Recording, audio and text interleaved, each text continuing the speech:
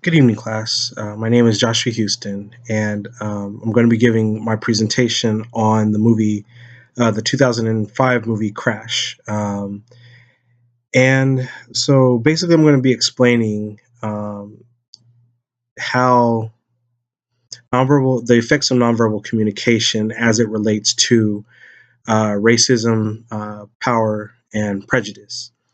So, to begin with, if to inform um, a firm that deals with interpersonal communications around the office. This movie actually shows what happens when our nonverbal communications, how they can actually speak to the truer feelings of how we actually feel about particular people, whether it be of any particular race, status, um, what have you. So, to begin with, the movie Crash came out in 2004, and it was directed by Paul Haggis. And basically, the movie Crash is a powerful portrayal of the way in which racial prejudice and power as a social problem affects the lives of people. Um, the backdrop is set in Los Angeles, and the movie shows how different people of different races and statuses unconsciously create a rippling cause and effect through daily interactions. The film opens up with a car accident involving Graham Waters, who's played by Don Cheadle, and his partner Rhea, played by Jennifer Esposito. Um, and in the beginning of the movie, Waters says this. He says that it is the sense of touch. Any real city you walk, you brush past people, people bump into you. In LA, nobody touches you. We're always behind this metalling glass. I think we miss that touch so much that we crash into each other just so we can feel something. And so, basically, what I would inform a firm that deals with interpersonal communications is that um, whether it's in the workplace or within families, and how we advise people, how we treat other people, does in effect have a cause and effect um, in how we relate to one another. And so, a lot of times verbally we say things, but we say a lot more things um, through our actions. And so, basically, out of this movie, I chose four different scenes. The first scene in the movie is of Rick Cabot, who is played by Brendan Fraser, and he is a local district attorney along with his wife, Jean, who's played by Sandra Bullock. And basically, their status is very high, obviously, because Rick Cabot being a district attorney, and so his wife is very she's she's very kind of leery of those who are beneath her, or who what she considers to be beneath her status. I'll be talking about that, analyzing that scene, and then also analyzing another scene um, that involves a married black couple um, who are known as the Thayers. So you have Cameron Thayer, who is played by Terrence Howard, and his wife Christine.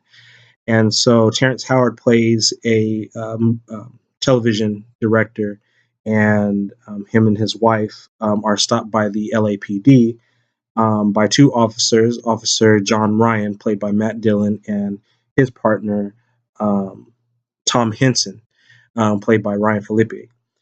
And so basically, in the scene, it's they get pulled over, and despite their discrepancies in description, um, basically they pull the Thayers over and begin to, or they say that their description fits the carjackers from earlier that night, and I'll get into that scene and how they're connected. And so what ends up happening is that in the course of after they pulled him over, one of the officers began sexually harassing Cameron's wife, and to which you'll see. Well, how I describe it is much of the nonverbals that are being received and the messages that are being received and communicated cause major problems for both the officer and for the Thayers. And then in the third scene, it focuses basically on um, between Henson, Officer Henson, and Officer Ryan. And Officer Henson, he basically wants after what ended up happening with the Thayers, he requests to be transferred to a one man unit. Or have a different partner, but he simply didn't want to be with Officer Ryan anymore due to the what he was doing to the Thayers. And then finally, in my last analyzation and connecting this, is between Officer Hansen and Peter. And so Peter, he's one of the guys that, and actually, well, I'll get all to that, basically who he is. But basically, Officer Hansen ends up racially profiling Peter on account of how he was dressed, and then his assumptions carried over to make him make a very rash decision, which changed lives of multiple people, including himself. So the first thing that I want to analyze is uh, is eye contact in the movie. So sorry, let me get my notes here. So in the movie, in the first scene with the Cabots. So basically, the way that the scene goes is they're coming home from a holiday party, and they're walking down the street. I believe it's in Hollywood, and so the scene opens up with Anthony and Peter. So Anthony's played by Chris Bridges, also known as Ludacris, and Lorenz Tate. So they're walking out and they're having this conversation about how they were treated in the restaurant, and which is kind of ironic because their waitress was an African American, and so Anthony was kind of uh, frustrated with the type of service, and so he assumed that the reason why they got that type of service was because they were. Uh, Not so much that they were black, but they were what we would call what society kind of deems as ghetto. And not even knowing them, he assumes that she made that judgment and why they got a particular service. And so Peter is trying to tell her that, well, maybe she was just doing her job, and that had nothing to do with that. And he's kind of making a mountain out of a molehill. So essentially, they come out and they walk across the street, and they see the Cabots, or the Cabots see them. And so, as the as Jean is walking, and she notices the two black males walking, and she becomes afraid. I guess it looks like she became afraid because she held close to her husband, and she looked at the two black males, but she had this slight grin on her face. And what came across with that gaze was that at first, even though uh, she had a particular look on her face that made it seem as though she was happy with life, but obviously by her actions, she was communicating a different feeling, which is a feeling of fear. And so she does what's called civil inattention. And basically, what civil inattention is, it's basically where somebody where it's basically how we treat strangers. So we will essentially walk, or we'll walk past a stranger, and um, we will try to pretend that they're not there. It's not We're not ignoring them. We're just pretending that they're not there. And so essentially, Jean was doing this in the movie, um, and what happened is that it came across as though she was looking. She assumed that because they were black, that they were going to rob her, and ironically, they do. Um, but nonetheless, it's that her assumption in these cases is that, okay, while her assumption may have been correct in that instance because they did rob her, they carjacked them. And so, but the point I'm trying to make is that oftentimes, and especially like if you're dealing with a firm that deals with interpersonal communication, essentially what they'll do is teach somebody that they should reserve their judgments, um, n- not based on race, because even though they happen to be black and they happen to be um, they wore baggy clothes, where somebody would assume that they were gang members or whatever, and then they commit, ultimately realize that assumption, then you kind of, it's kind of the exception, not the rule, because you could have, conversely, um, a white person who is it could be dressed the same way, and it shouldn't be the fact that because of their color, but because of the actions that they commit. And so in this society, we base everything on what we see, and so essentially that's what she was doing, and ultimately, you know, just assuming, because she already had a predisposition for people that are she thinks that are beneath her, based on her status. So in scene two, staying on the theme of eye contact, we see uh, the Thayers. And so Cameron and Ryan engage in a mutual gaze, where uh, Cameron is told to step out of the car and to perform a DUI test. And even though he wasn't drinking, but that the officer is basically, he was known to have certain feelings against African Americans, so he assumed that they were drunk. And it's somewhat of a graphic scene. Um, and as they're gazing, you can see that Ryan tries to quickly pronounce himself as very, um, as though he's superior, and that he's communicating feelings of threat and anxiety, um, so on and so forth. So Ryan, he does this by how he positions his eyebrows. Like, he'll raise when he's talking, he raises his eyebrows as a way of actually, I'm sorry, I'm getting ahead of myself, but basically that eye contact between Cameron and Officer Ryan is more of trying to establish a dominance, and so you can determine by what Officer Ryan was doing that he's a person that likes to dominate conversations. He likes to dominate people, and so he does this through intimidation by positioning and posturing his body in such a way that would communicate that.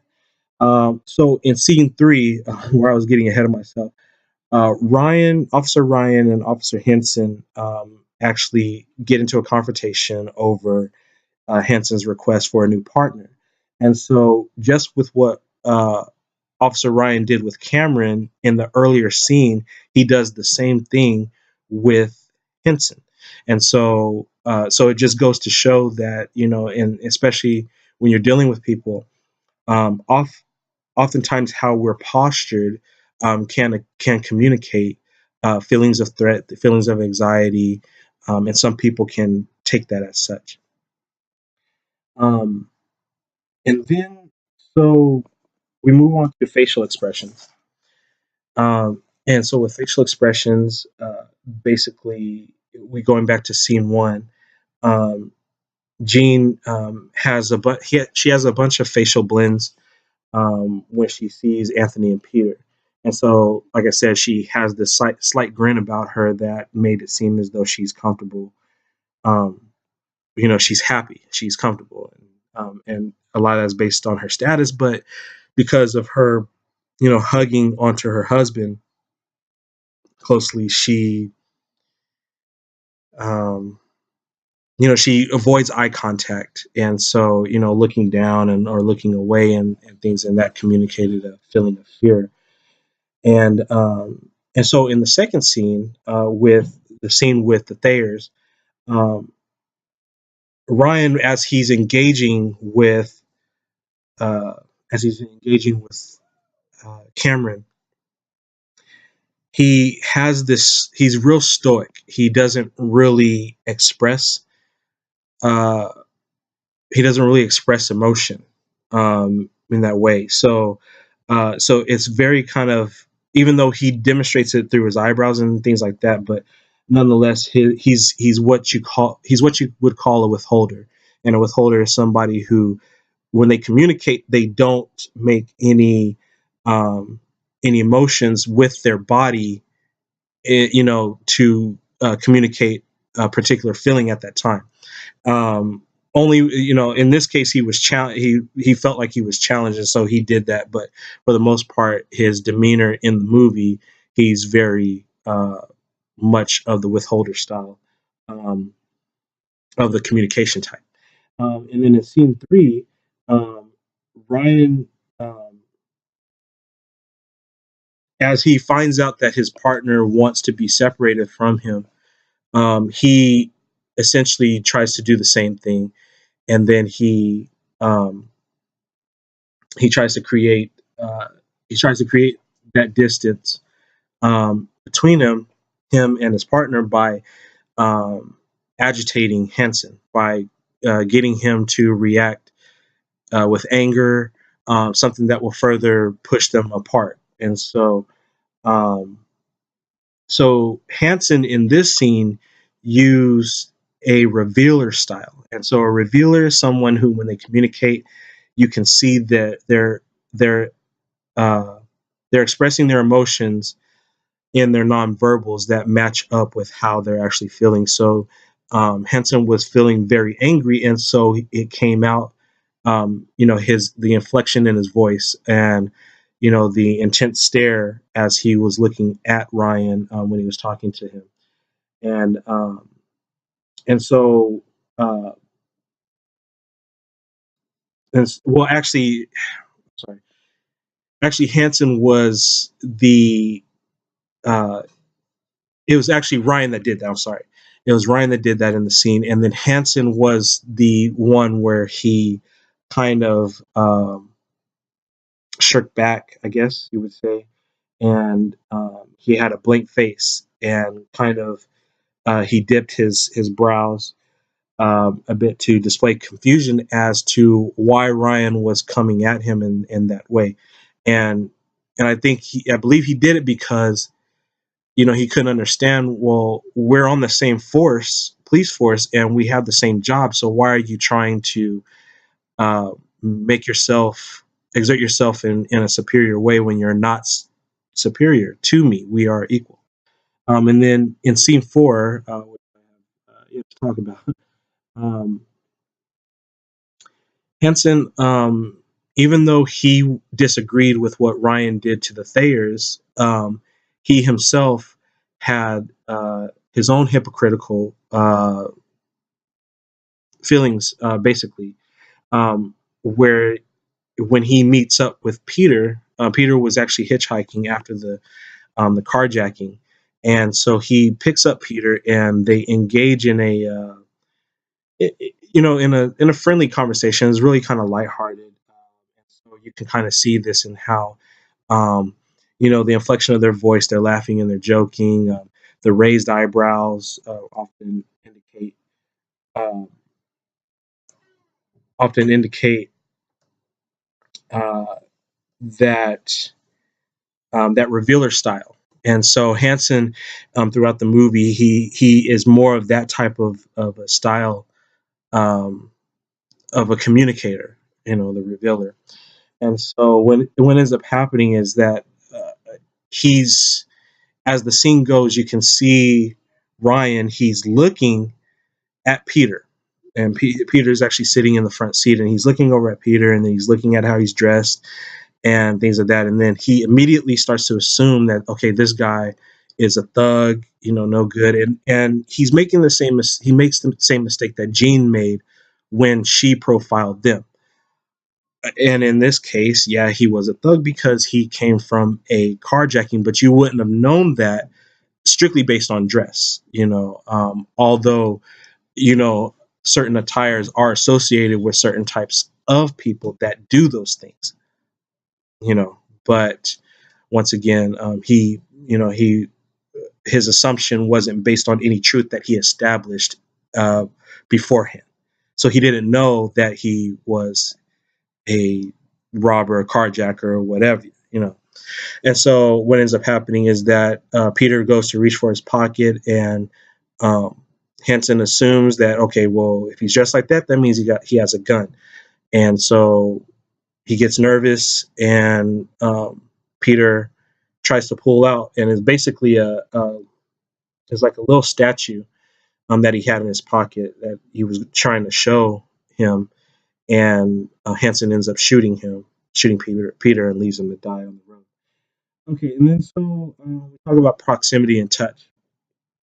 So basically, proximity, basically dictates the distance, which you feel comfortable in communicating. So, usually everybody has their own sort of personal bubble, personal space, and based on people, different people's um, relationship to you, is how far they are able to, uh, how much distance that they have between you. So, for instance, with my wife, our proximity is very close, and that's because our relationship deems that we have the appropriate distance, just like that.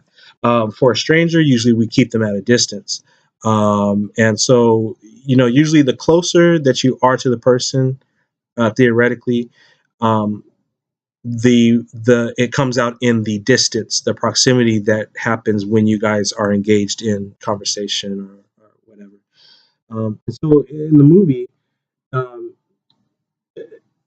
proximity was relevant with Jean's body movement when she clings on to her husband, because initially they were walking about pretty close together, but she closed that distance quick once she saw Anthony and Peter walking down the street. In the second scene, the distance between Ryan and Cameron was close, but that was because uh, in the relationship at that time is that because Officer Ryan was a police officer, it required him, especially when he's doing a DUI test, there is about maybe an arm's length or half an arm's length distance to the suspect, or what have you. If he's doing that, but if he's sensing a threat, then he backs up and he reduces that, or increases the distance away from them. Um, it changes once Officer Ryan goes over to pat down Christine, and when he's patting down Christine, he's filling her up. He's basically touching her inappropriately, and um, trying to establish an immoral sense of power. And so he does that, or has to do it, by increasing the distance, or not increasing the distance, but reducing the distance by getting close to her, so that he can do that. In the third scene, you have um, Ryan. He steps closer to Hanson in his anger and his confrontation, and so he's trying to provoke Hanson. And so, in order to do that, he tries to once again use intimidation, and so he comes up real close to his ear, um, and kind of talks. He talks softly but firmly, basically trying to establish some sense of superiority and some sort of power trip over him. And then as a result of that, Hansen tries to reduce the distance, reduce proximity by shrugging Ryan off, and trying to get back to that to a safe distance because he was uncomfortable. That feeling made him react that way. So basically, in the fourth scene that I talk about with Peter and Officer Hansen, um, they both being in the car. Peter in the passenger side and Hansen driving. They have a close distance to each other, um, or they're in close proximity to each other. So, um,